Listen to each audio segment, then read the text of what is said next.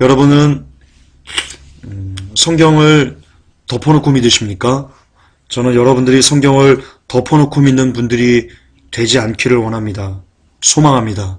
여러분, 성경은요, 우리가 굳이 덮어놓고 믿지 않아도요, 우리가 조금만 연구하고, 그리고 이 성경이 진짜인가 베레아 사람들처럼 연구하고 궁구하면요, 아, 성경이 진짜 사실이구나, 역사구나 라는 것을 알 수 있도록 하나님께서요, 모든 곳곳에 다 알려놓으셨습니다. 여러분, 그것이 보석을 찾는 겁니다.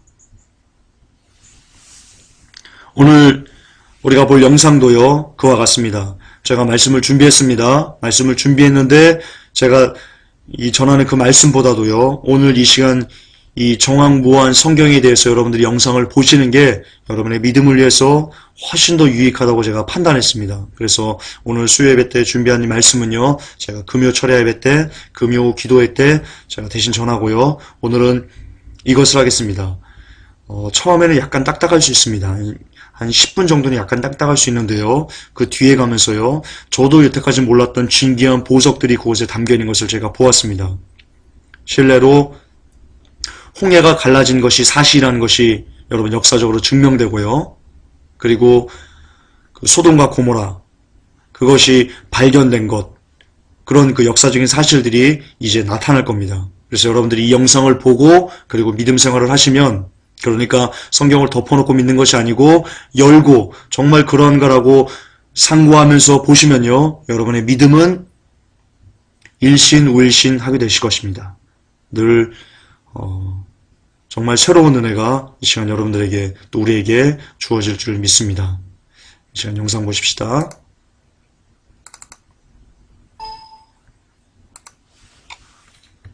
반갑습니다. 특별히 또 이렇게 주님 안에서 특별히 창조과학을 사랑하셔서 또 기본 교육과정으로 이렇게 만나 뵙게 돼서 반갑습니다. 저는 아까 목사님이 소개해 주신 대로 경인여자대학에서 근무하고 있고요. 지금 한국창조학회에서 IT사역위원장을 맡고 있습니다. 오늘 정황무한 성경이라는 제목으로 이제 한 50분 정도 은혜를 나눠보겠습니다. 굉장히 묵직한 주제입니다. 주제가 이게 좀 재미가 없을 수도 있는데 한번 잘 들어주시면 감사하겠습니다.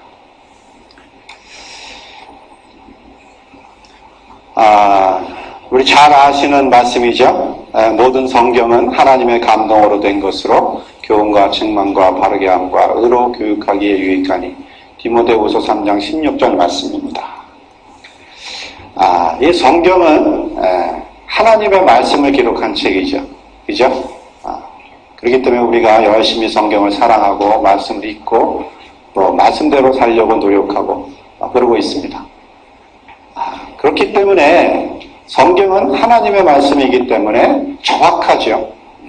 하나님이 틀린 말씀을 하실 분이 아니십니다. 또 권위를 가지고 있습니다. 그래서 고고학적으로나 역사적으로나 과학적으로나 모든 부분에서 사실 정확해야 됩니다. 또 정확하고요. 그리고 모든 어떤 이론이 있다 하더라도 사실 하나님의 말씀이시기 때문에 사람의 생각과 이론보다 지식보다 우선돼야 됩니다. 그러나 하나님의 말씀을 늘 사탄은 의심케 하죠. 기독교 신앙의 가장 중요한 게 뭐냐면, 이 말씀을 공격할 때, 또 이 성경을 공격할 때 많은 기독교에 위기가 오고 많은 신앙인들이 하나님을 떠나게 됩니다. 하나님의 말씀을 의심케 하는 이 사탄의 전략은 창세기부터, 우리 아담과 하와서부터 시작되죠. 우리가 잘 아는 말씀입니다. 창세기 2장 17절에 여호와 하나님이 그 사람에게 명하여 이르시되 선악을 알게 하는 나무의 열매는 먹지 말라. 내가 먹는 날에는 반드시 죽으리라. 이렇게 말씀하셨습니다. 근데 여자가 이것을 다르게 말하죠. 하와가 이렇게 말합니다. 뱀에게 말하되 너희가 죽을까 하노라 하셨느니라. 그러자 바로 뱀이 이렇게 말합니다. 여자에게 이르되 너희가 결코 죽지 아니하리라. 하나님의 말씀에 대해서 이것을 변개하고 이것을 고치고 바꾸고 하다가 결국은 하나님의 말씀을 완전히 바꿔버리는, 그래서 우리 인류의 죄가 시작되게 되는 것이죠. 예수님은 이렇게 말씀하셨습니다. 진실로 너에게 이르노니 천지가 없어지기 전에는 율법의 1.1획도 결코 없어지지 아니하고 다 이루리라. 1.1획. 그것도 결코 틀리지 않다는 거예요. 그런데 1859년에 찰스 다윈이 등장해서 진화론이 등장하죠. 그러면서 150여 년 동안 교육계나 과학계는 모두 다 진화론으로 점령당해 버립니다. 그래서 창조가 아니라 진화다 이거죠. 사람은 모든 생물들은 다 진화되었다. 그렇기 때문에 이 진화론에 또 타협해버리는 이론들이 나오기 시작합니다. 그것이 이제 자유주의 신학인데요. 그러면서 성경은 오류의 투성이의 책이라고 주장합니다. 창조가 아니라 진화된 것이고 노아의 홍수는 그런 전지구적인 홍수가 있을 수 없다. 이건 그냥 신화다, 신화. 성경은 오류 투성이다. 그죠? 그렇다면 성경이 정말 하나님의 말씀일까? 당연한 의문이 드는 거죠. 문자 그대로, 기록된 그대로 믿으면 이제 광신자가 되는 겁니다. 문서가설이라는 게 오늘날의 신학대학에서 가르쳐지고 있고요. 성경의 권위는 추락되게 됩니다. 한 자유주의 신학자의 글입니다. 뭐 이런 글은 뭐 수도 없이 보도되고 있지만은, 성경에 숱한 오류와 불일치가 있다는 겁니다. 그래서 직접 성경을 찾아보라는 겁니다. 이렇게. 그죠? 성경에서 오류들을 찾아내는 것은 정말 식은 죽 먹기보다도 더 쉽다. 그러면서 여러 가지 예를 들고 있어요. 잘 안 보이시죠? 큰 글씨로 보면 이렇습니다. 창세기 1장과 2장 4절 이하의 두 가지 창조 이야기를 보면 창조 순서가 서로 모순된다. 마태복음에 보면 예언자 스가랴의 한 말을 예레미야가 한 것으로 착각하고 있다. 이런 주장들을 합니다. 인터넷에 이런 것들이 계속 올라오고 있죠. 마태복음과 누가복음에 나타난 예수님의 족보가 서로 일치되지 않는다. 심지어 성경은 곤충의 다리가 4개라고 주장하고 있다. 이거 어떻게 하나님의 말씀이냐? 이걸 어떻게 문자 그대로 믿냐? 이렇게 얘기하죠. 그러면서 이런 글들은 바로 안티크리스찬 그 사이트에 다 인용되고, 그쪽 사람들은 기독교를 공격하는 그런 가장 근거로서 이 성경의 오류를 얘기합니다.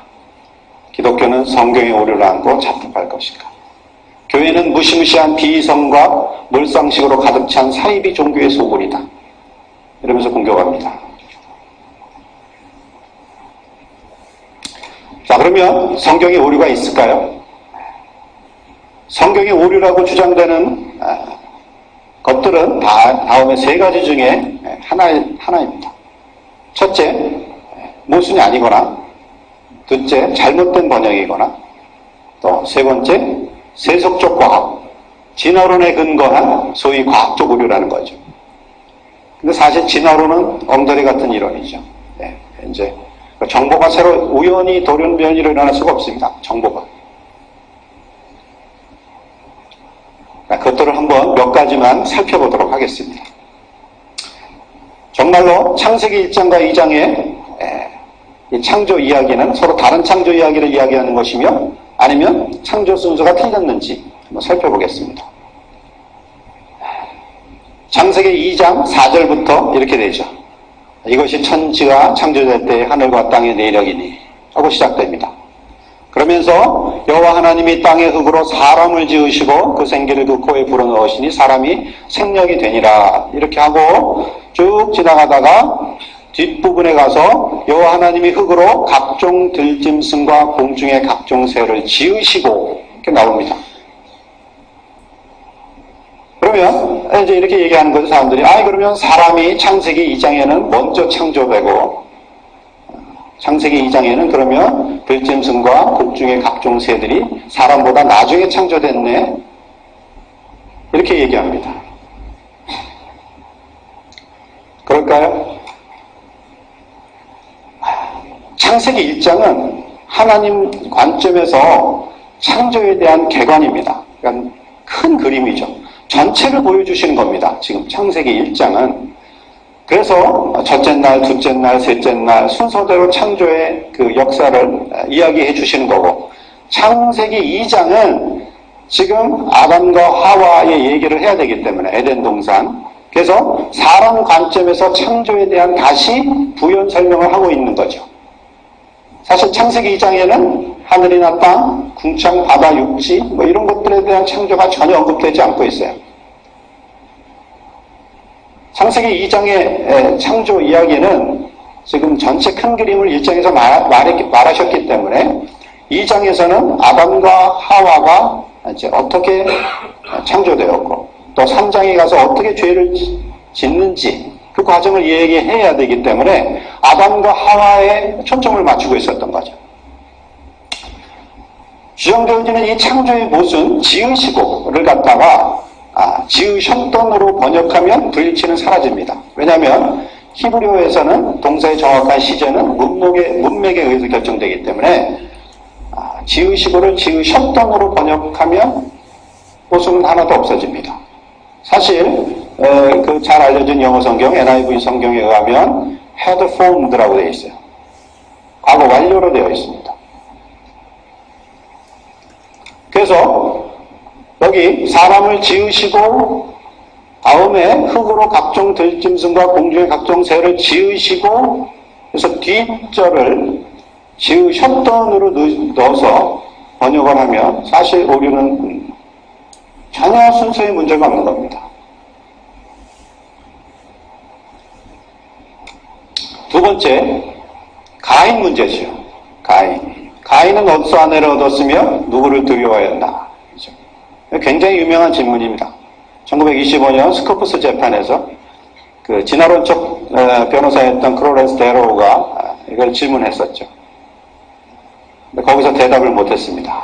예, 브라이언 이 창조론적 그 대변을 했던 분이.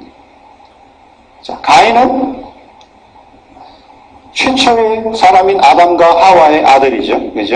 예. 그래서 가인과 아벨. 그래서 가인이 아벨을 죽였습니다. 근데 갑자기 가인이 결혼을 하죠. 그래서 아내와 동침하며 그가 임신하여 에녹을 낳은지라 이렇게 되어 있죠. 그럼 아내는 어디서 왔냐 이죠. 아내는 그렇죠? 이런 의문을 한번 가져보셨습니까?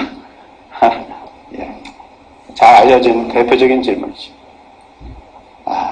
근데 창세기를 조금만 살펴보면 금방 답을 구할 수 있습니다. 창세기 4장 14절 15절에도 또 이렇게 되어 있죠. 이제 물은 나를 만나는 자마다 나를 죽이겠나이다. 여호와께서 그에게 이르시되 그렇지 아니하다. 가인을 죽이는 자는 벌을 7배나 받으리라. 누가 가인을 죽이느냐? 가인은 누구를 두려워했느냐? 이런 얘기죠. 아담과 하와, 가인과 아벨 외에 그러면 다른 사람이 있었다는 것인가? 있었습니다. 예. 여동생들과 아벨 후손들이 있었을 가능성이 굉장히 높죠. 창세기를 추적해 가보면 이렇습니다. 창세기 5장, 이제 그 족보들이 쭉 나오죠. 이제 거기 보면 3절 이렇게 시작합니다. 아담은 130세의 자기의 모양, 곧 자기의 형상과 같은 아들을 낳아 이름을 셋이라 하였고, 아담은 셋을 낳은 후 800년을 지냈으며, 자녀들을 낳았으며, 이렇게 되어 있죠. 지내며 자녀들을 낳았습니다. 아담과 하와 외에, 가인과 아벨 외에 많은 자녀들이 있었어요. 아담과 하와는. 그래서 일일이 성경은 다 기록하지 않았습니다. 왜냐하면 중요한 사건들만 성경들은 기록하고 있기 때문에. 또 하나의 단서는 그 가인이 아벨을 죽이는 살인사건 전에 세월이 지난 후에 라는 어구가 등장합니다. 창세기 4장 3절에 세월이 지난 후에. 가인이 아벨을 죽이는 사건은 굉장히 세월이 지난 후에 일어났던 사건이었어요. 그리고 셋이 태어난 시기가 나와 있는데, 셋이, 아담이 다시 자기 아내와 동침함에 그가 아들을 낳아 그의 이름을 셋이라 하였으니 이는 하나님이 내게 가인이 죽인 아벨 대신에 다른 씨를 주셨다 함이며, 가인이 아벨을 죽이자 바로 하나님이 셋이라는 아들을 다시 주었습니다. 이거는 그 사건이 그렇게 오래 떨어지지 않았어요. 그죠? 그 아벨 대신에 주었다고 했기 때문에. 근데 그때가 몇 세냐면 130세입니다. 그 추론해 볼 수 있는 사항은 이렇습니다. 아담 130세에 셋이 태어났는데 이 시기는 사실 아벨을 죽은 지 얼마 안 되는 시점이었을 것이라는 거죠. 그러므로 살인사건은 아담의 나이 한 100세 이상에서 일어났을 가능성이 높고요. 그러므로 이 시기까지 동생들이 많은 자녀를 뒀다고 그랬는데 아담과 하와는 아무런 자녀가 없었을 것이라고 볼 수가 없다는 거죠. 이 긴 기간 동안. 그래서 많은 여동생과 남동생들이 있었을 것이고요. 벌써 이 정도 나이 되면 다 결혼을 해서 많은 후손들을 뒀을 거라고 생각합니다. 그래서 가인은 사실 누구를 두려워했냐면 아벨의 직계 후손들을 두려워했을 가능성이 굉장히 높죠. 그래서 떠나서 성을 짓죠. 성. 에녹이라고 아들을 낳고 그 성 이름을 에녹이라고 부르는데, 성을 한두 사람 방어하기 위해서 성을 지을 필요는 없겠죠. 그런 것들을 추론해보면 가인은 여동생 중에 하나와 결혼을 했고, 당시에 살인사건이 일어났을 당시에도 많은 아벨의 후손들이 있었을 가능성이 높습니다. 그렇다면 창세기 4장의 기록은 모순이 될 수 없죠. 곤충은 요거 여러분 잠깐만 제가 좀 부연 좀 할게요. 그러니까 지금 이분 논리는 뭐냐면, 아담과 하와가 결혼을 해가지고 자녀들을 낳는데 그 자녀들끼리 결혼을 했다라고 얘기를 하는 겁니다. 그러니까 여동생 또 오빠 이런 사람과 결혼을 했다라고 하는 건데요. 그런데 여러분 고대에는요 친족끼리 결혼을 합니다. 성경도요 실제 아브라함이 사라가 누이였습니다. 그리고 열왕기상 열왕기하를 보면요 그 다윗의 후손 중에 그러니까 그 얘기가 좀 길어지니까요. 그렇게 고대에는 그 친족끼리 결혼을 합니다. 그리고 또한 여러분 우리나라만 그렇죠. 현재 일본은요 사촌 간의 결혼이 법적으로 허용이 됩니다. 그러니까 그 쭉 내려오는 그 친족끼리 결혼을 했다. 그거는 고대 사회의 그 결혼 풍습에서는요 여러분 전혀 이상한 게 아닙니다. 계속 볼게요. 6개라고 6개인데 성경은 4개라고 주장하고 있는가, 이런 얘기죠. 이게 뭐 잘 인터넷에 많이 돌아다니는 성경을 공격하는 내용 중에 하나입니다. 레위기에 보면 이렇습니다. 날개가 있고 4발로 기어다니는 곤충은 너희가 혐오할 것이로되 다만 날개가 있고 4발로 기어다니는 모든 곤충 중에 그 발에 뛰는 다리가 있어서 땅에서 뛰는 것은 너희가 먹을지니 곧 그 중에 메뚜기 종류와 하면서 쭉 나갑니다. 자, 근데 메뚜기가 다리가 몇 개인가? 6개죠? 6개. 그런데 성경은 4개라고 되어 있다. 그렇기 때문에 성경은 오류다. 이렇게 얘기를 합니다. 근데 성경을 자세히 읽어보면 뛰는 다리라는 표현을 하고 있어요. 뛰는 다리. 그죠? 이 당시에 히브리인들은 이 수직 이착륙에 이게 큰 다리, 4개의 다리 중에서 2개는 이 튀어오르는 다리, 이 다리와 기어다니는 데 쓰이는 4개의 다리는 구별해서 얘기했던 것 같아요. 그래서 이 4개의 기는 다리와 2개의 뛰는 다리로 봤다는 거죠. 모양 형태가 2개가 완전히 틀립니다. 그죠? 사실 모세는 모세오경을 쓴 모세는 이집트 최고 교육을 받습니다. 그렇죠? 광야에서 메뚜기를 실제로 먹었어요. 그 모세가 메뚜기 다리가 몇 개인지 몰랐을 리가 없습니다. 이 사람들은 분명히 이걸 구별할 수 없다는 거죠. 이 당시에는.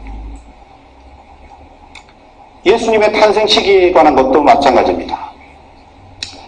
누가복음에 이렇게 되어 있습니다. 그때 이 가이사 아구스도가 영을 내려 천하로 다 호족하라 했으니 이 호족은 구레뇨가 수리와 총독되었을 때에 처음 한 것이라. 예수님 당시에 호족하라고 했는데 이 호족은 구레뇨가 수리와 총독되었을 때 된 거라는 거죠. 근데 구레뇨가 수리와 총독되었을 때 역사적 기록이 나옵니다. 그래서 그게 언제냐면 AD 6년이에요. 6년. 그러면 예수님의 탄생 시기는 지금 BC 4에서 5년으로 보고 있는데 그렇다면 이건 틀린 것이 아닌가 이렇게 주장을 하죠. 누가의 실수다. 근데 여기 보면 처음 한 것이라고 되어 있죠. 처음 한 것. 최근 역사학자들이 다시 조사를 해봤더니 구레뇨의 호족은 2회에 이루어진 것으로 보여지고 있습니다. 2회. 그래서 첫 번째는 군정 장광 시절에 구레뇨가 1차 BC 12년에서 2년 사이에 이루어졌고요. 2차는 AD 6년에 이루어졌어요. 사실 수리아 총독이 되었을 때 굳이 첫 번째 했던 것이다 라는 표현을 누가가 써넣었는데 이 사람은 분명히 두 번째 호족했던 것도 알고 있었기 때문에 누가는 이렇게 쓰지 않았냐 보여집니다. 그렇다면 이건 전혀 오류가 아니죠. 이제 일례로 여러 가지 좀 보여드리겠습니다. 솔로몬의 병거수는 성경의 오류인가 이거죠. 열왕기상에는 솔로몬의 병거의 말 외양간이 4만이요 마병이 12,000병이며 그런데 역대하 9장 25절에는 솔로몬의 병거면 말의 외양간은 4,000이요 마병은 12,000명이라. 오류 아닌가? 한 병거가 10마리의 말로 구성되어 있다면 모선은 사라지죠. 옛날에 이런 것들이 많았어요.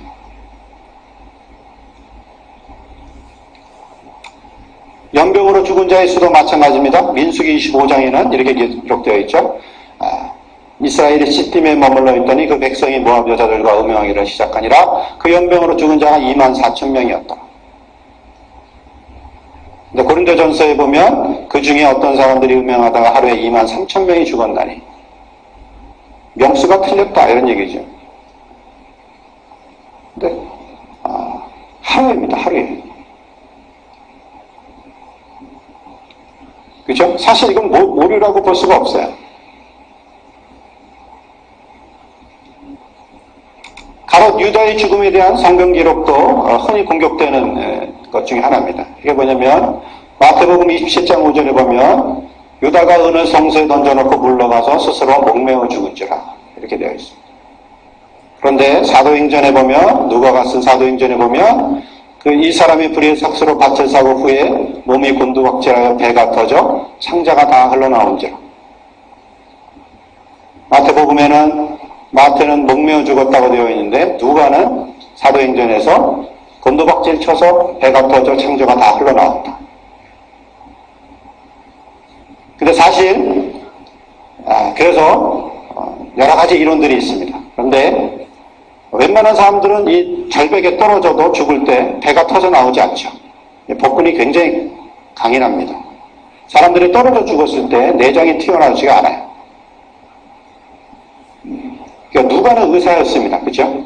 그래서 이 목매달아 죽은 가롯 유다가 이 시체가 상당 기간 어느 정도 시간이 지났으면 부패할 수 있습니다.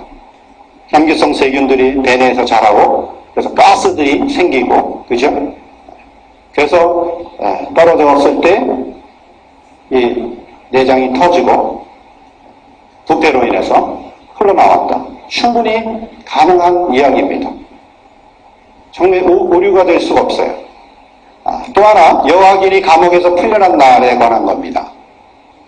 예레미야 52장 32절에 보면 포로로 끌려갔던 유다왕 여호와긴이 풀려나는데 바벨론의 에월 무로락 왕의 즉위관년 12째 달 25째 날에 그가 유다 여호와긴 왕의 머리를 들어주었고 감옥에서 풀어주었다. 이렇게 되었죠.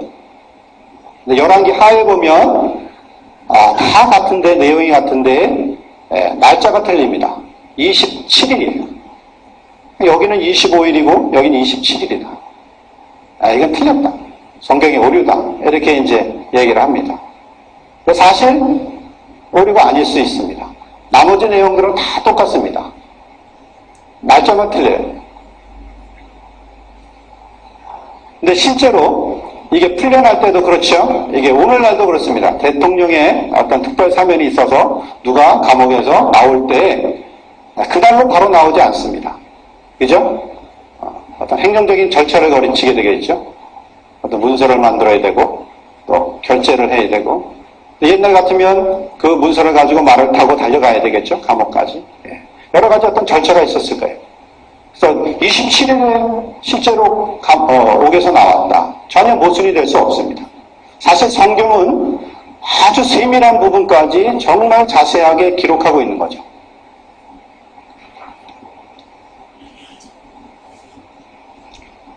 토끼의 되새김질도 마찬가지입니다. 토끼의 되새김질도 레위기에 보면 토끼도 새김질을 하되 굽이 갈라지지 아니하였으며 너에게 부정하고 이렇게 기록되어 있는데 최근까지 동물학에서 토끼는 되새김질을 하지 않는 것으로 이렇게 여겨지고 있었습니다. 그래서 이게 성경의 오류라는 거죠. 많은 학자들이 이걸 이용합니다. 토끼는 되새김질하는 동물이 아닌데 성경에는 이렇게 모세가 잘 몰랐을 것이다. 근데 최근에 그렇지 않았죠. 최근 연구를 해봤더니 토끼는 밤에 분변을 누는데 두 가지의 배설물을 눕니다. 그래서 하나는 일반적인 대변이고요. 하나는 미생물하고 여러 가지 미량 영양분이 들어있는 어떤 물질이에요. 냉장에서 만들어진. 그래서 이것을 다시 밤에 토끼가 그 물질을 먹은 다음에 그것으로 소화를 시키는 것이 밝혀졌습니다. 그러니까 전혀 이것도 오류가 아닙니다.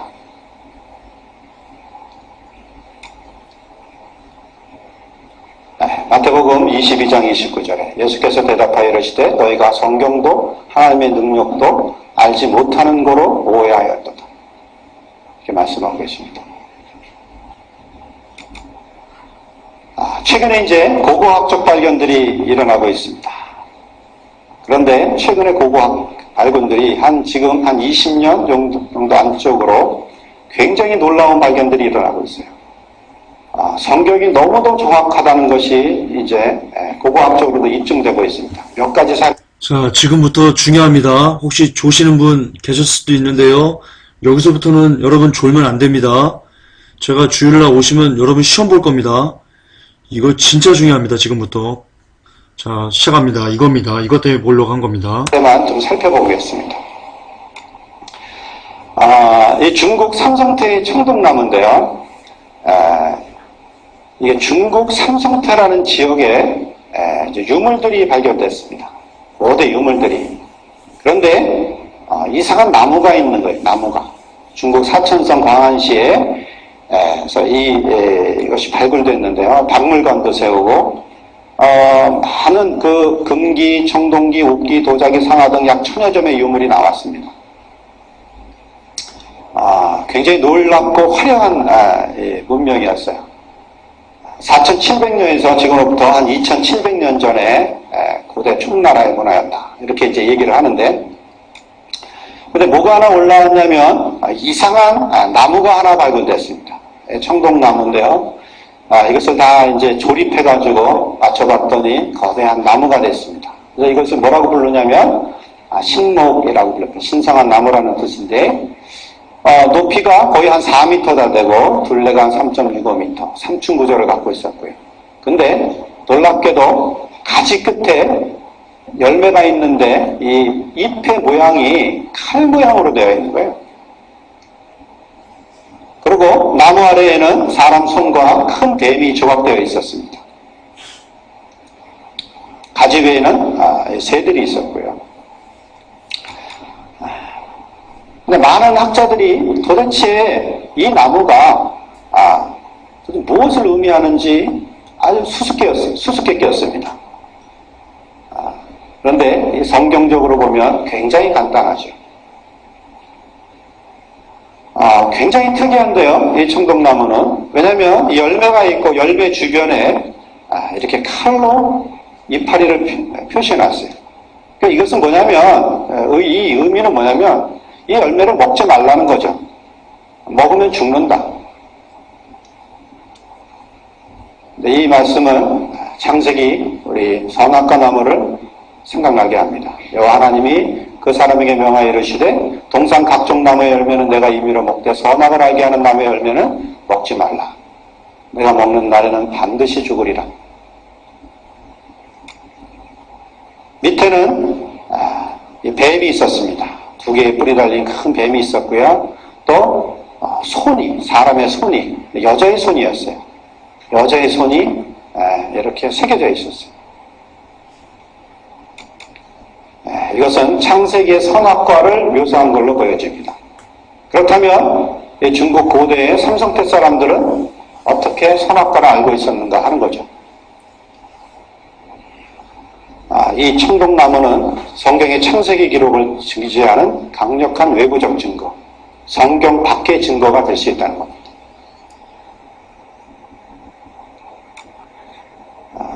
또 하나, 소돔과 고모라. 자, 요거 하나만 더 제가 외부적인 증거 하나만 더 말씀드릴게요. 여러분, 그 진시황 때요. 중국 진시황 때 어떤 기록이 있냐면 사람들이 하늘에 제사를 하는데 소를 잡아서 제사를 했다는 기록이 있습니다. 진시황 때. 거기까지만 할게요. 좀 시간이 많이 기니까 제가 나중에 또 말씀드릴게요. 다른 것들. 소돔과 고모라가 유황불로 멸망하였다는 것은 우리가 잘 알고 있죠. 여호와께서 하늘 곧 여호와께로부터 유황과 불을 소돔과 고모라에 비같이 내리사 그 성들과 온들과 성에 거주하는 모든 백성과 땅에 난 것을 다 엎어 멸하셨다. 최근에 이 소돔과 고모라가 발굴됐습니다. 그래서 사해 동남쪽에서 발견됐는데 오늘날의 지명으로 그 소돔 지역은 밥에트라고요. 고모라 지역은 누메이라입니다. 근데 이 지역을 발굴했는데 두 곳 다 엄청난 규모의 대형 화재로 파괴됐다는 것이 밝혀졌어요. 그래서 고고학자들이 지금 탐색하고 있는 장면이고요. 재층과 같은 화재에 의한 파괴된 이런 층이 발견되고요. 그 다음에 벽돌들이 엄청난 지진이 있었던 것으로 보이는데 무너져 있는 이런 것들이 발견됩니다. 네.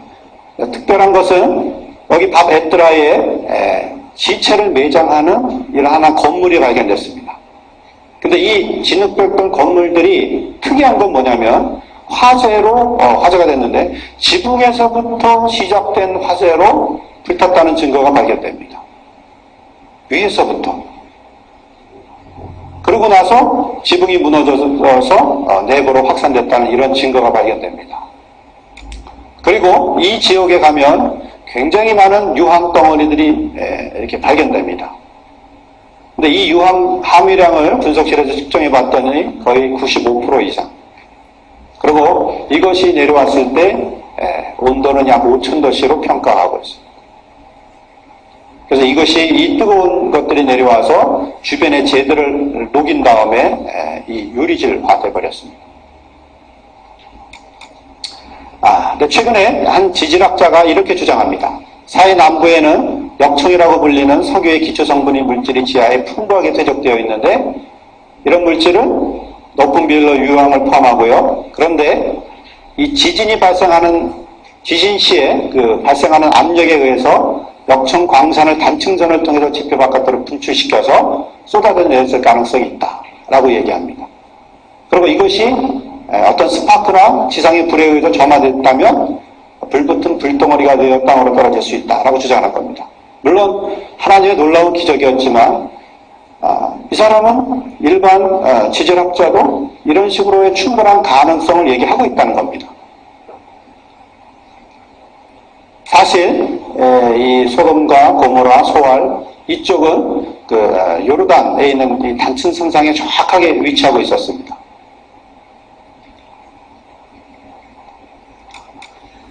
또 하나 출애굽 없이 홍해를 건넌 증거들이 이제 발견되고 있습니다. 이 출애굽은 굉장한 사건이죠. 그리고 거의 한 지금 그 200만 명, 여기 보면 출애굽기 12장 37절에 이스라엘 자손이 라암셋을 떠나서 스콧에 이르니 유아외에 보행하는 장전이 60만 가량이에요. 장정만 60만 명입니다. 그렇기 때문에 뭐 어린이, 뭐 노인, 또 허다한 무수한 잡족이 있었다고 합니다. 따라 나온 최소한 한 200에서 300만 명은 됐을 것이다 추정합니다. 그러면 이 300만 명이 움직여서 이집트를 빠져나온 또 홍해를 가르고 지나간 흔적이 있는가? 많은 고고학자들이 그걸 찾아보려고 했는데 아직까지 못 발견했었어요. 최근에 이것이 발견됩니다. 이게 요즘은 이제 이게 왜 발견되지 못했었냐면 시내산의 위치 때문에 그렇습니다. 시내산의 위치.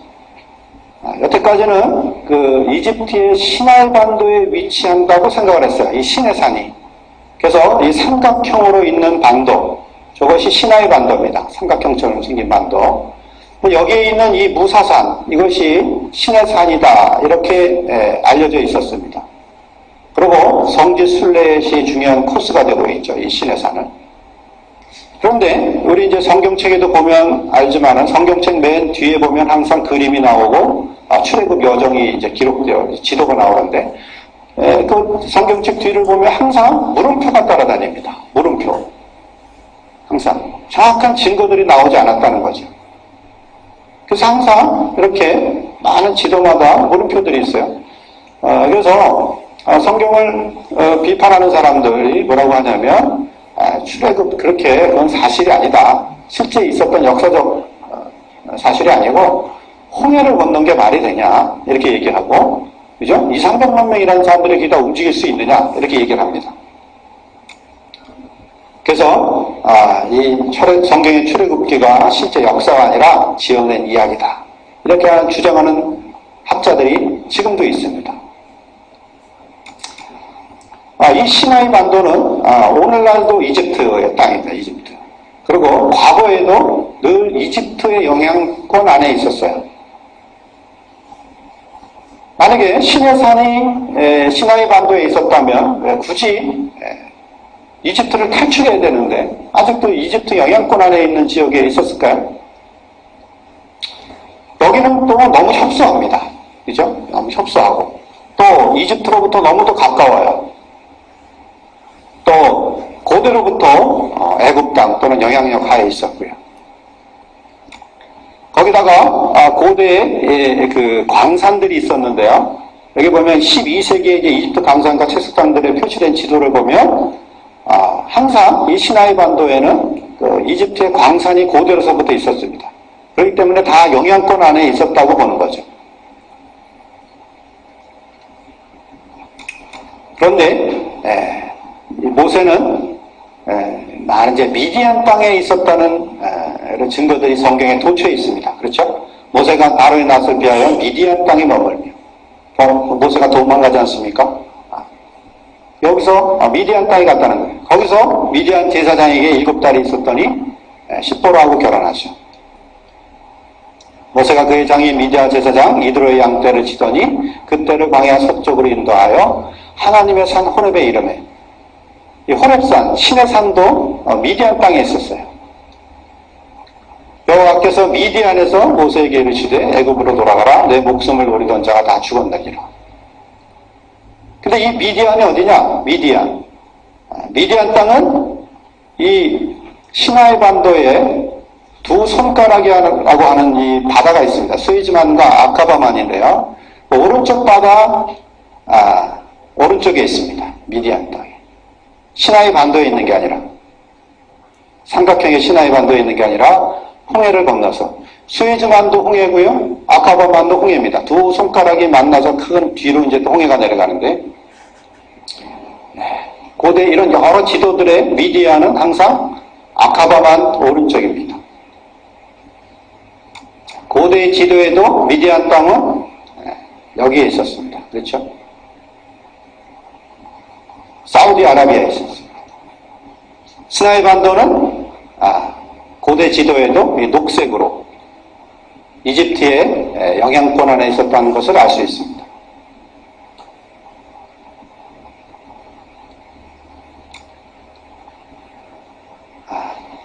많은 증거들이 있는데요. 여기 보면 출애굽기 3장 12절에 하나님이 이르시되 내가 반드시 너와 함께 있으리라. 내가 그 백성을 애굽에서 인도하여 낸 후에 너희가 이 산에서 하나님을 섬기리니 이것이 내가 너를 보낸 증거니라. 호렙산, 미디안에서 이 산에서 백성들을 여기 와서 하나님을 섬길 것이라고 얘기를 한다는 거죠. 결정적으로 갈라디아서에 이 하갈은 아라비아에 있는 신의 산은 아라비아에 있다는 겁니다. 그러므로 신의 산은 미디안에 있어야 하며 미디안은 오늘날의 사우디아라비아에 있습니다.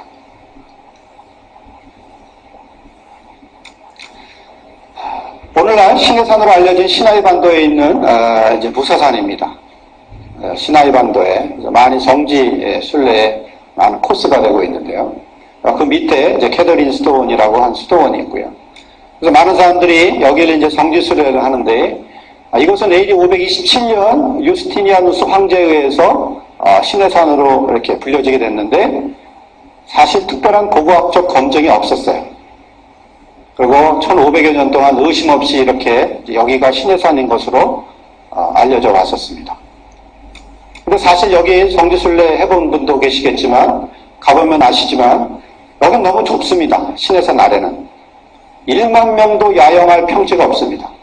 200에서 300만 명이 나라 출애굽을 했는데 여기서 어떻게 야영을 할 수가 없어요. 또한 여기서 산 정상이 보이지 않습니다. 그리고 만약에 시나이 반도가 신의 산에 있다면 홍해를 건넌 장소가 애매해집니다. 그죠? 홍해를 어디를 건넜단 말입니까? 그래서 많은 사람들이 그러면 호수를 건넜다. 호수가 하나 있습니다. 대표적인 게 이제 비토 호수라는 데인데 여기 이제 비토 호수를 건넜다는 겁니다. 그래서 레드시가 아니라 리드 갈대 바다인데 이 스페링을 잘못 써가지고 홍해를 건넜다. 이렇게까지 주장을 합니다. 근데 굳이 우회할 길이 다 있는데 왜 여기 호수를 건너냐는 거죠. 그리고 만약에 이스라엘 백성을 건넜다 하더라도 왜 애국 병사들은 추격하는 애국 병사들은 왜 이 호수 뒤를 따라 들어가죠? 우회하면 되는데.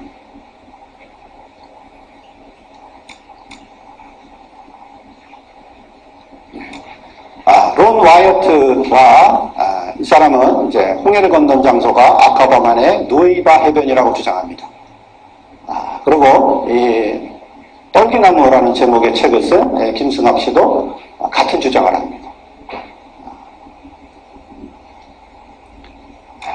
이 아카바만을 건넜다는 겁니다. 왼쪽이 수에즈만이고요. 홍해 오른쪽이 아카바만인데 아카바만을 누에이바는 여기입니다. 여기. 이 지역을 건넜다는 겁니다.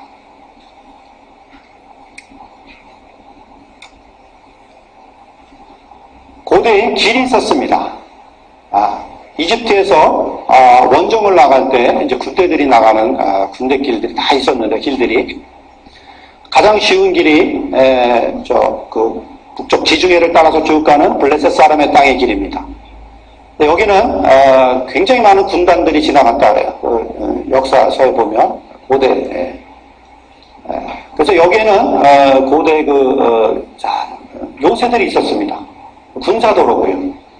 몇 개의 군단이 지나갈 수 있어요. 병창 이런 것들이 다 지나갈 수 있는 도로가 잘 되어 있었답니다. 또 하나의 길이 아라비아로 가는 홍해의 광야길입니다. 아마 이 아라비아로 모세가 도망갈 때 이 길로 갔을 겁니다. 출애굽기 13장 17절, 18절 이렇게 기록되어 있습니다. 바로가 백성을 보낸 후에 블레셋 사람의 땅의 길은 가까울지라도 하나님이 그들을 그 길로 인도하지 아니하셨으니 이는 하나님이 말씀하시기를 이 백성이 전쟁을 하게 되면 마음을 돌이켜 애굽으로 돌아갈까 하셨습니다. 그러므로 하나님이 홍해의 광야길로 돌려 백성을 인도하시며 블레셋 사람의 땅의 길로 인도하지 않으셨어요. 그래서 홍해 광야길로 가다가 이렇게 말씀하십니다. 여호와께서 모세에게 말씀하여 이르시되 이스라엘 자손에게 명령하여 돌이켜 바다와 믹돌 사이 비하이로답 곧 바알스본 맞은편 바닷가에 장막을 치게 하라. 그래서 숫곳에서 발행합니다. 숫곳에서 발행하는데 이 숫곳은 고대 이집트가 애굽이 이제 전쟁하러 갈 때 많은 그 군대들을 정비하는 장소였어요. 넓은 지역이었습니다. 모세도 이스라엘 백성들을 출애굽시킬 때 숲곳에서 다 모았을 겁니다. 여기서 다 조직을 하죠. 군대라는 용어가 몇 번씩 나옵니다.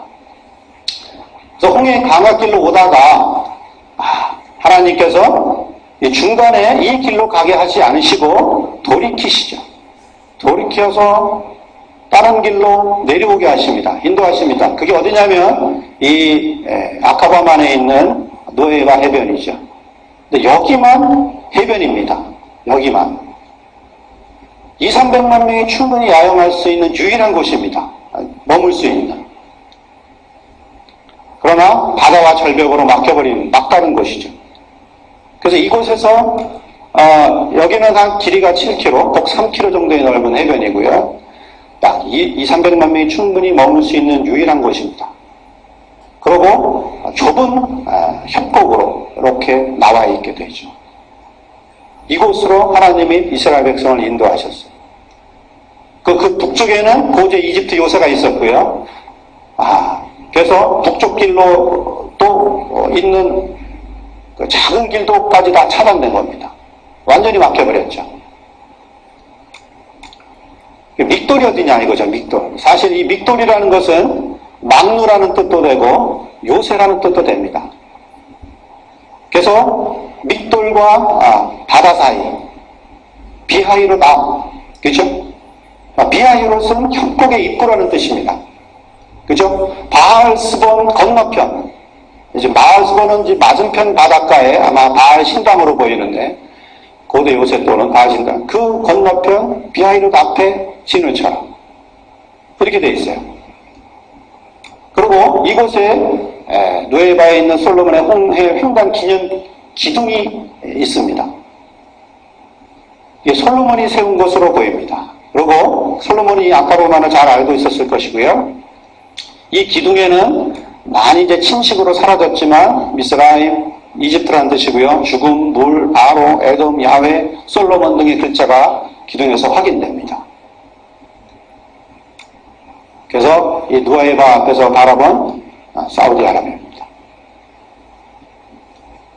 절벽과 바다로 갇혀버린 이스라엘 백성들이고요. 바로가 이스라엘 자손에 대해 말하기를 그들이 그 땅에서 멀리 떠나 광야에 갇힌 바 되었다 하리라. 완전히 갇혔어요.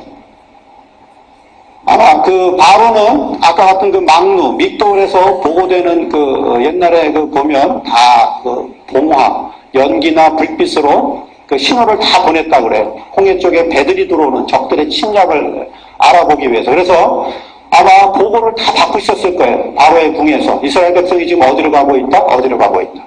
근데 아마 지금 느이바로 들어갔다는 것을 알고 바로는 분명히 갇혔다라고 생각을 했겠죠. 그리고 쫓아옵니다. 바로가 곧 그의 병거를 갖추고 그의 백성을 데리고 왔을 선발된 병거 600대와 애굽의 모든 병거를 동원하니 지휘관들이 다 건드렸다. 특별 병거 600대. 그래서 지금 요세푸스의 그 기록에 보면 이때 추격해온 그 이집트의 군대는 약 한 특별병거가 600대, 기병이 5만, 보병이 20만 정도의 군대가 쫓아왔다고 봅니다. 그래서 여기에 이스라엘 백성이 있었고요. 쫓아오는 겁니다. 늘 이런 궁금증이 있었어요. 바로의 군대는 그러면 구름 기둥을 우회할 수 없었나? 네, 없었죠. 왜냐하면 협곡이 있고라 불가능하죠. 그죠? 이스라엘 진 앞에 가던 하나님의 사자가 그들의 뒤로 옮겨가며 구름 기둥도 앞에서 그들이 옮겨 애굽진과 이스라엘 진 사이에 이르러 사니. 그렇죠? 여기를 막아버리면 에집트 군대는 올 수가 없는 겁니다. 협곡이기 때문에. 그러고서 하나님이 홍해를 가르시죠.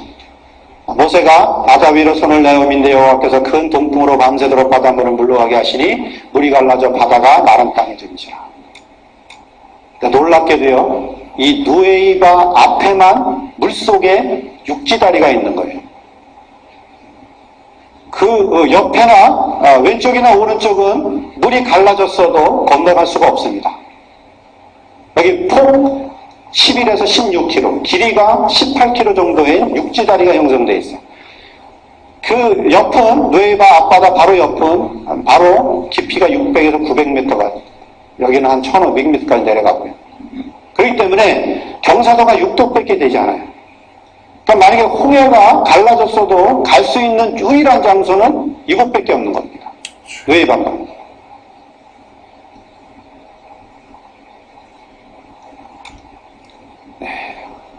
이사야서에 보면 바다 가운데 길을 큰 물 가운데 지름길을 내고 병과 말과 군대 용사를 이끌어내요. 바다를 넓고 깊은 물을 말리시고 바다 깊은 곳에 길을 내어 구속받은 자들을 건너게 하시니가 어찌 주가 아니시나이까. 그리고 이곳 이름도 누에바란 이름도 풀네임은 누에바 알 무자이나. 근데 해석하면 모세가 물을 가른 곳입니다.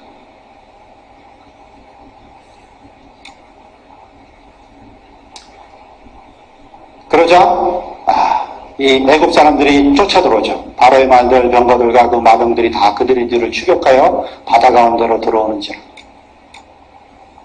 근데 재밌는 표현이 있습니다. 성경에 보면 새벽에 여호와께서 불과 구름 기둥 가운데 애굽 군대를 보시고 애굽 군대를 어지럽게 하시며 그들의 병거 바퀴를 벗겨서 달리기가 어렵게 하시니. 굉장히 좀 특이한 표현을 하고 계시죠. 병거 바퀴를 벗기셨다. 그리고 모세가 그 손을 바다 위로 내밀매 새벽이 되어 바다의 힘이 회복된지라 애굽 사람들이 물을 거슬러 도망하나 여호와께서 애굽 사람들을 바다 가운데 엎으시니 물이 다시 흘러 병거들과 기병들을 덮되 그들의 뒤를 따라 바다에 들어간 바로의 군대를 다 덮으니 하나도 남지 아니하였다. 로마트는 그래서 누에바 앞바다를 탐사합니다. 여기 분명히 이집트 군대가 수몰됐다면 어떤 증거가 있을 것이다. 그래서 증거를 발견하죠. 놀랍게도 많은 병거 바퀴들을 발견합니다.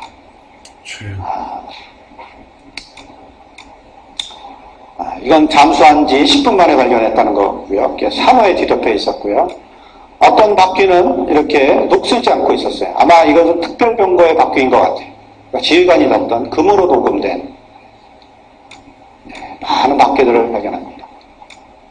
그리고 이 8살 그 바퀴에 그 살이 있는데요. 이게 바퀴살이 8개 또 4개 뭐 6개 이것이 다 발견되는데 이런 바퀴살은 BC 1446년 출애굽 시기와 동시대의 그때 이집트 병거 바퀴라는 것이 밝혀집니다. 사람의 뼈도 발견되고요. 늑골도 발견됩니다. 말발굽도 발견되고요. 이것은 1998년 디스커버리 뉴스에 이 이집트에 수몰된 군대가 발견됐다라는 보도가 되겠습니다. 또 하나 여리고성에 대한 이제 고고학적 발굴인데요. 여리고성에 대한 고고학적 발굴이 너무도 정확하다는 것이 또 밝혀졌어요. 우리가 잘 알고 있는 거죠. 여리고 성벽이 무너져 내리는 여호수아 6장의 말씀입니다. 성벽이 무너져 내렸다. 이 여리고는 지금 그 여러 번의 탐사가 있었습니다. 고고학 발굴팀들이. 독일 팀, 존 가스탕, 게더링 캐니언, 여러 가지 팀들이 발굴을 했는데요. 지금 이 여리고성은 한 200m, 한 120m 정도 되고요. 가로 세로가. 그래서 평상시에 약 1200명 정도. 전쟁 상황이었기 때문에 당시 수천 명의 사람들이 있었을 것으로 추정하고요. 그 지역이 되겠습니다. 여리고성이. 근데 이 여리고성은 이렇게 외벽과 내벽으로 이루어져 있었습니다. 기초 공벽이 있었고요. 기초 공벽 위에 외벽이 있었고 외벽에 이렇게 경사로가 있었고 그 다음에 내벽이 있었습니다. 그래서 이 기초 공벽이 한 4, 5m 높이에 그 다음에 6에서 8m 정도 외벽이 있었고요. 저 위쪽으로 흙의 경사로가 있었고, 그 다음에 한 내벽이, 한 14m 정도 높이에 이렇게 내벽이 있는 것으로 이제 다 확인이 됐습니다. 그래서, 어떤 원인인지 모르지만 무너져 내렸어요. 지진인지 어떤 하나님의 특별 기적인지, 기적이겠죠? 하여튼 무너져 내렸습니다. 그래서 이게 무너져 내려서, 이 경사로가 받침이 돼서 그냥 올라가면 됩니다.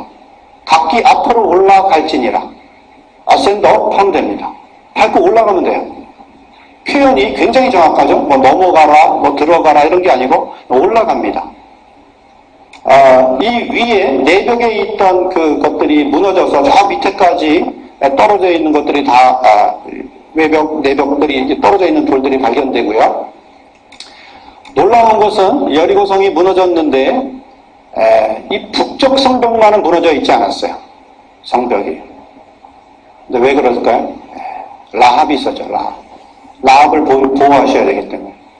근데 여기 외벽과 내벽 사이에 또 집들이 있는 것들도 발견됩니다. 집들이. 그 경사로 사이에 어떤 지역엔 집들이 있었어요. 아마 여기는 하층 계급 사람들의 거주 장소로 추정됩니다. 왜냐하면 굉장히 불편했겠죠. 전쟁 시에 위험하기도 했었을 거고. 그러니까 아마 하층 계급의 사람들이 거주했던 것으로 보이고요.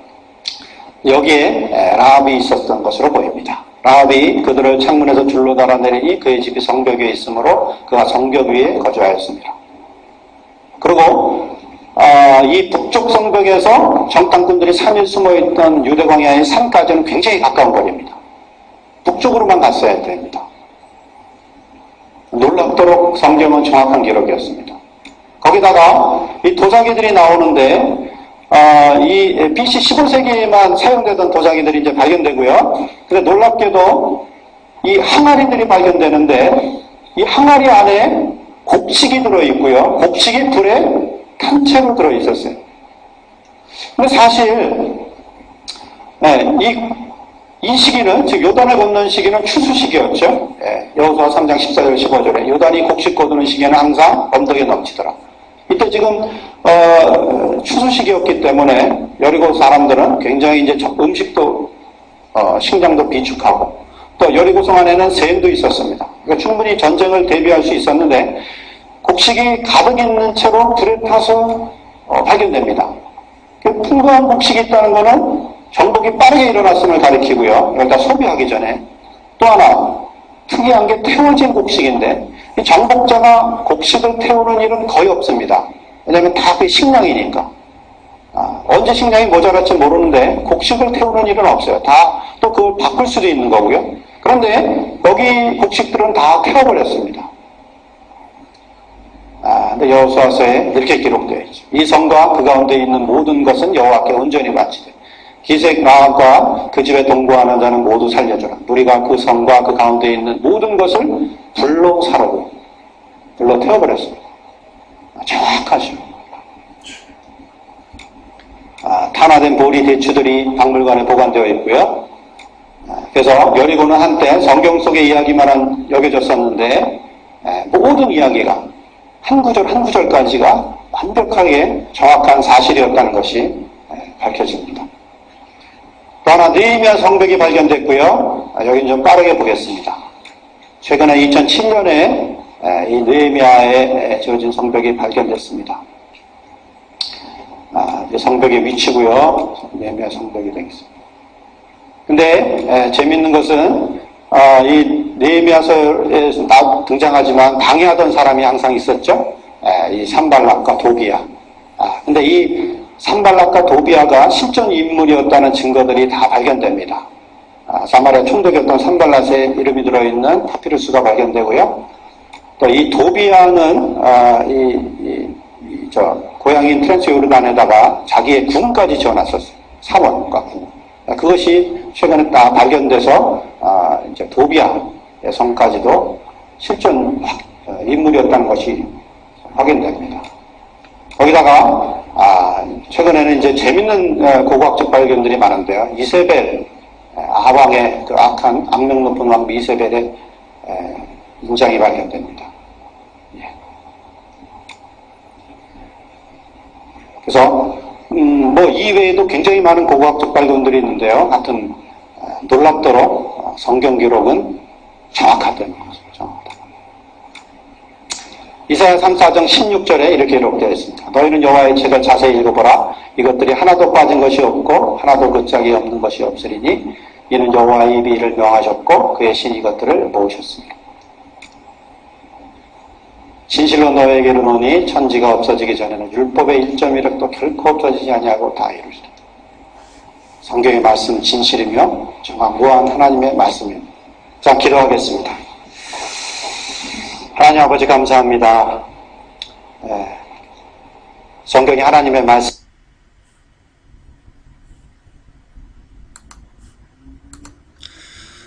중간중간 조금 말이 먼저 나가고 그 다음에 PPT가 뒤로 나가는 현상이 좀 있었는데요. 이거를 제가 이 관련된 책을 샀습니다. 지금 이 강의를 듣고요. 제가 바로 책을 사가지고 가지고 있으니까 제가 기록되지 않은, 강의에서 나오지 않은 부분들도 있습니다. 그것을 제가 따로 PPT를 만들어서 여러분 강의를 해드리겠습니다. 결론입니다. 지금 보면요, 고고학적인 증거, 아까도 말씀 나왔죠? 그전에는 발견되지 않는 것들이었어요. 그전에는 발견되지 않는 것들이 지금 돼가지고 막 쏟아집니다. 창조과학도 그렇고, 노아의 방주도 그렇고, 노아의 홍수, 그리고 홍해에 수장된 그 병과 바퀴들, 그러니까 우리가 그동안 성경에서 아리까리했던 것들을 하나님께서 그 비밀들을요, 지금 다 리빌하고 있어요. 지금 다 끄집어내서요, 하나님께서 이렇게 말씀하시고 계신 것 같아요. 야, 내가 진짜 있었어, 임마. 야, 크리스찬들, 나 신 아니야. 나 진짜 전능왕 너희들 만드신 창조주야. 라는 것을 하나님께서 지금 막 리빌하고 계세요. 너무나 다급하게. 저는 이런 현상들을 보면서요, 아, 정말 예수 그리스도의 재림이 가깝구나 라는 것을 저는 느낍니다. 왜냐하면 하나님께서 다급하신 거예요. 왜냐하면 믿음이 없으면 하나님은 우리를 휴거에서 데려가실 수 없어요. 우리가 믿음이 없으면요, 절대로 안 돼요. 그렇기 때문에 하나님께서 지금 우리에게 마지막 이 신부 준비하는 사람들에게 믿음을 주시고 계시는 겁니다. 정말 하나님이 천지를 창조했다는 거, 정말 성경이 역사적인 사실이라는 거, 그리고 성경이 역사적인 사실이면 그 기록된 그대로 예수 그리스도께서 이 땅에 재림하신다는 것, 이것을 우리들에게 지금 가르쳐 주고 계시는 겁니다. 그렇습니다. 하나님은요, 지금 여러분들을 신부 준비시키고 계시는 겁니다. 저를 신부 준비시키고 계시는 겁니다. 그렇습니다. 기도합시다. 하나님, 얼마나 급하셨습니까? 얼마나 급하셨으면 그동안 감춰졌던 모든 비밀들, 그동안 수천 년 동안 감춰졌던 그 비밀들을 이제 와서 하나님 여시는 겁니까? 그만큼 급한가요? 우리는 그만큼 급하다고 하나님 받아들입니다. 하나님, 오늘 이 예배 영상을 본 사람들, 우리 회복교 성도들 믿음을 갖게 하여 주옵소서. 성경이 진짜라는 믿음, 하나님이 창조주라는 믿음, 그리고 기록된 그대로 예수 그리스도께서 이 땅에 다시 오실 거라는 그 믿음, 그래서 그 믿음 가지고 우리가 마지막까지 신부 준비 잘해서 예수님 진짜 이 땅에 오신다 약속하신 그대로 오실 때 우리 기쁨으로 그분을 공중에서 영접할 수 있게 도와주시옵소서. 예수 그리스도 이름 받들어 축복하며 기도 올려옵나이다. 아멘. 주기도문 하십니다. 하늘에 계신 우리 아버지여, 이름이 거룩히 여김을 받으시오며 나라에 임하옵시며 뜻이 하늘에서 이루어진 것 같이 땅에서도 이루어지리이다. 오늘날 우리에게 일용할 양식을 주옵시고 우리가 우리에게 죄 지은 자를 사하여 준 것 같이 우리의 죄를 사하여 주옵시고 우리를 시험에 들게 하지 마옵시며 다만 악에서 구하옵소서. 내게 나라와 권세와 영광이 아버지께 영원히 싸움나이다. 아멘. 주님 감사합니다.